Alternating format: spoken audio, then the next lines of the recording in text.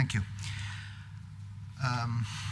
We are a little behind with our schedule, so there are some basic concepts in the presentation on catheter design, so I will skip some of the slides, and then maybe we can go back to them during the questions if you have any. So I don't know how many of you remember that Natalie Coe, the daughter of Nat King Cole, died on New Year's Eve this year. And this is February 2009. She got a Grammy Award, like the equivalent of Oscars in music. And if you notice here, you have this little thing, and she was dialyzed. And so to patients, it's very important that catheter design is also important so that they can have a normal life.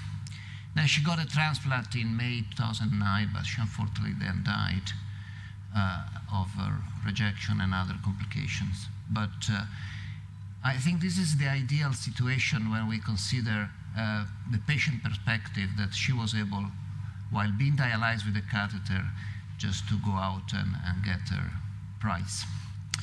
So what are the characteristics of the ideal dialysis catheter? They were very well summarized by Dr. Trerotola about 15 years ago. They should be easy to insert and remove. Material should be kinking resistant, free of infection, free of fibrin sheath, which means invisible to the body.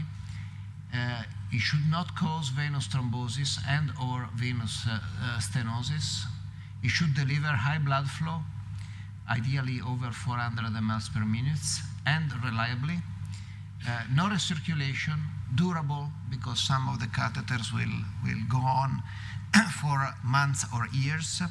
Should be comfortable and acceptable to the patient and inexpensive. This ideal catheter, as you know, does not exist. Some catheters have some of these features, some catheters have others, but we still are not on the ideal catheter.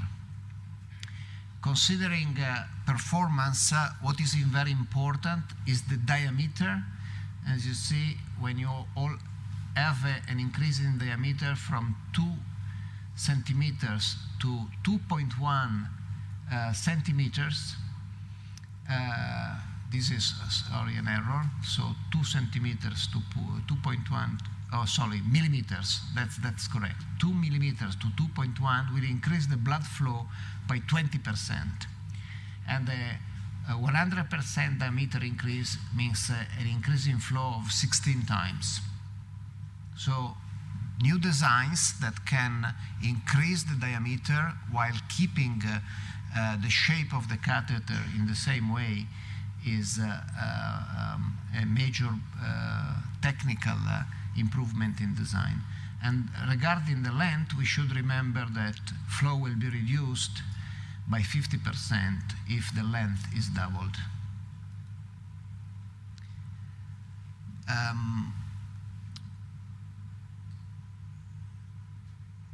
One other important technical advance was the production of the Dacron cuff, because it has two different functions. It will stabilize the catheter and therefore avoid the use of stitches, and also it will prevent migration, or at least in part it will prevent migration of bacteria along the catheter, and it has been proved that having tunnel catheters will reduce catheter infection rate.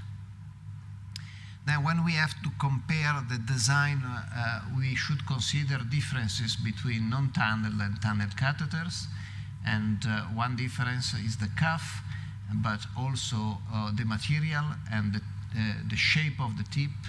And usually we need a little bit more stiff catheters for temporary positioning, because the percutaneous technique is easier if the catheter is a little bit stiff. But now new catheters are available which are softened and can be introduced with an introducer with a technique similar to the tunnel catheters.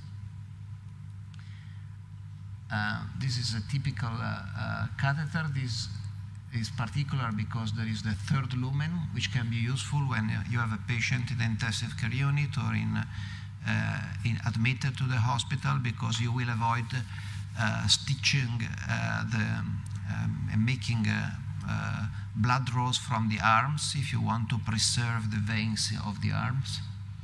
So this, I think, is also a nice feature, and this can be used also for radiologic procedures. What I think, especially from the patient perspective, is important is the shape. I think that a pre-curved catheter in internal jugular vein, if the patients will go home with a permanent catheter, is superior to a straight catheter. Femoral catheter can have a straight configuration like this. The reason why I think this is a better design is the following. As you see, if you have a straight catheter, and in particular this is also a catheter which was introduced very high at the mid length of the neck, and then you will have the need of putting the medication like this, which is not accepted for patient comfort. Even this pre-curved catheter is not ideal, because you have this section here that will need about 3 centimeters, and then of course the catheter goes up, while if you have the catheter, a pre-curved catheter coming out of here, the medication will be, the dressing will be in this area.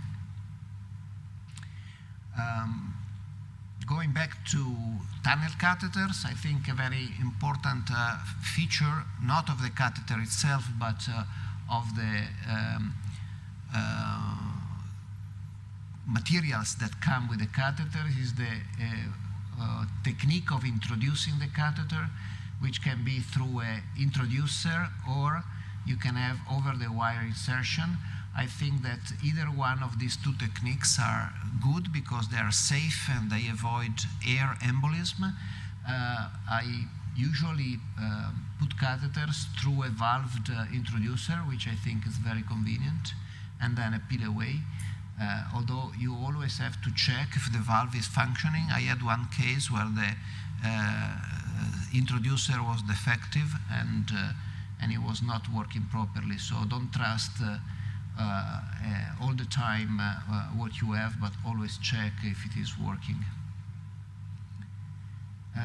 You can have antegrade or retrograde techniques for introducing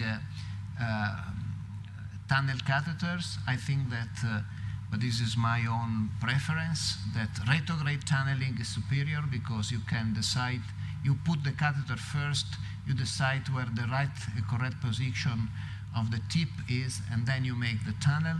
And also tunneling is easier rather than going on the other side and doing the tunneling first and then put the catheter in. Of course, you need a little bit more time, because then you have to assemble the catheter. But from the nephrology perspective, it's much better to have a well-positioned catheter rather than saving 2 or 3 minutes during the procedure.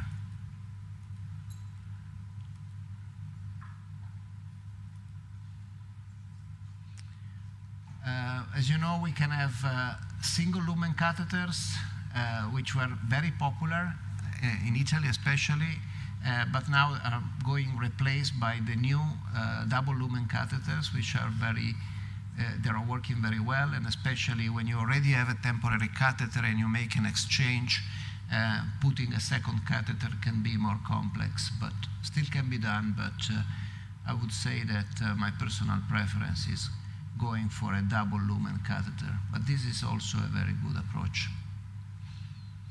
One very important point is the tip design, and for a long time we had the small holes, side holes, which were in a helix shape or with many different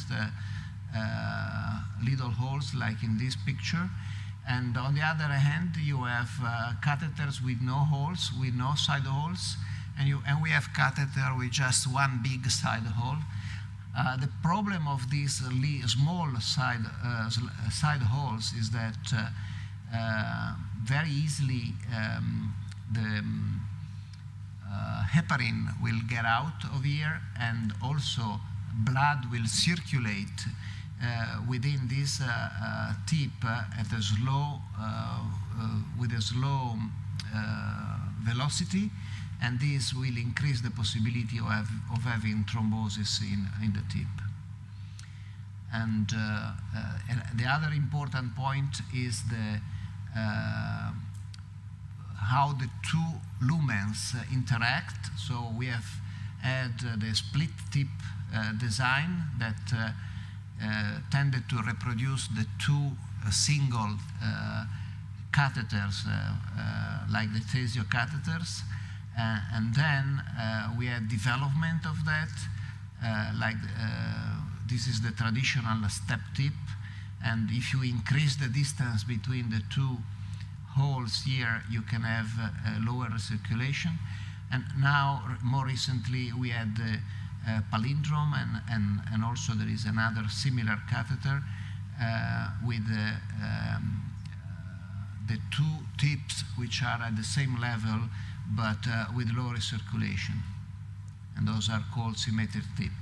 And just in this case, to avoid the problem of thrombosis, there was this idea of having one single lateral hole, so that you can have this so-called self-flushing functional tip, where the blood can freely flow through the catheter tip, reducing the chances of thrombosis. Reduce it, but not blocking, of course. Also, what it is possible to consider is how the side holes are produced, and there is this more recent technology with laser cut side holes, where you don't have rough surfaces, and this, in theory, this has not been proved in patients, but in theory, with less rough surface compared to the regular drilled side holes, you will have less thrombosis induced by. And also different in the shape.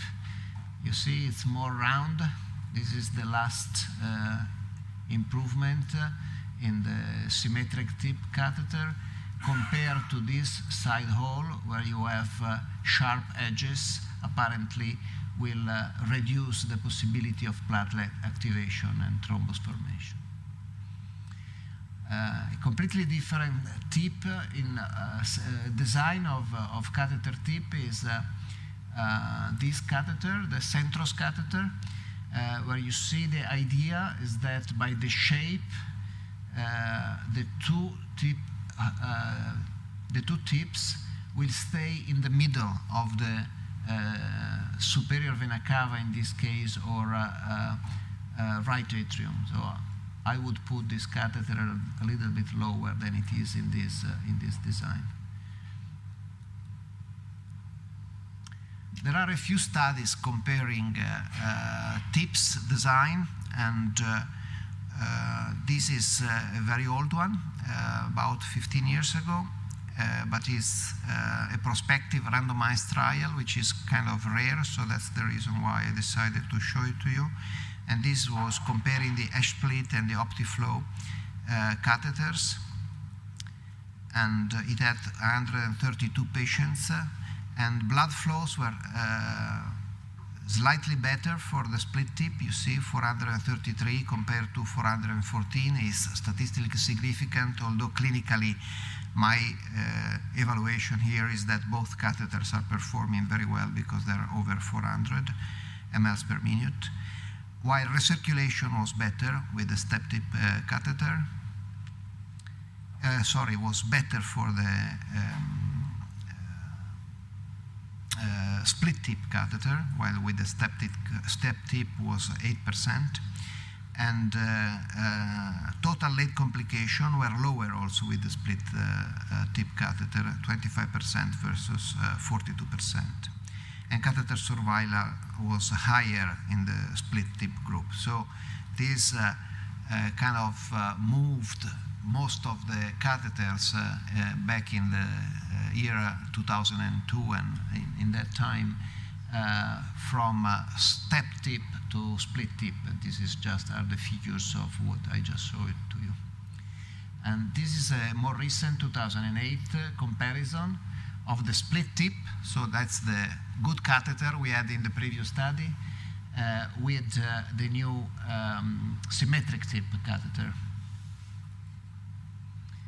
And we have here that primary assisted patency rate are particularly good in this study compared to the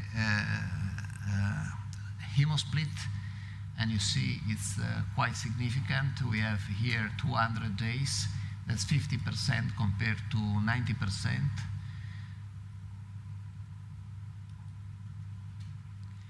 And the same applied of the same catheter when you add it in the femoral vein. And this is a most recent study, 2014, on the American Journal of Kidney Disease, where we had a comparison again of the symmetric tip catheter with a step tip or stagger tip catheter. And we see that basic characteristics were the same in the patients. And in this case, we don't have 90%. This is months, you see. This teaches how difficult it is to compare one study. If you see the symmetric tip, the palindrome survival here, it's primary survival, free of thrombosis and infection. We go around 65%. And if we go back here, you see it was 90%, although it was thrombosis only, not infection. So the outcome was a little different because they included infection in the evaluation. So this is a very strange study because the symmetric tip had better flows, 333 compared to 303. And this is very different, on the other hand, to the first study we saw where the blood flow were 400 mLs. And the use of urokinase was, but this was probably real time and prolonged. This was the medium blood flow achieved during the observation of the study, while probably the first study was in a very short follow-up. So the number of catheters that never needed urokinase were 58% compared to 45%. So again, the symmetric tip was better. And also time to first use of urokinase was better for the symmetric tip. But on the other hand, and urokinase use was less, you see, 35 cases versus 17. But on the other hand, there was a trend to higher infection rate in the symmetric tip. So the conclusion of the studies were that urokinase use was lower, less than 42% less, and blood flow rates were higher, plus 9% for the symmetric tip catheter, and catheter survival was excellent. For both catheters, 71.3 and 76.4% at 24 months. Removal for thrombosis and infection were very low compared with data in the literature and were similar for both catheters. So just to conclude this presentation, what is the impact on performance? You see that the few randomized control studies have different results, so the situation is not very clear. But we can definitely answer to the question that catheter design does have an impact on performance, definitely, and more design improvements are desirable to move towards the perfect CVC, invisible to the body, no thrombosis, with no or very low infections, and patient-friendly. And such a catheter, in my view, could solve one of the major obstacles to the development of home hemodialysis, because patients very often have difficulties on the idea of having a self-puncture of their AV fistula, or more often, they don't have veins good enough for home hemodialysis. So I truly hope that new development like the ones that we just saw in the previous communication could definitely improve performance of our catheters. Thank you for your attention.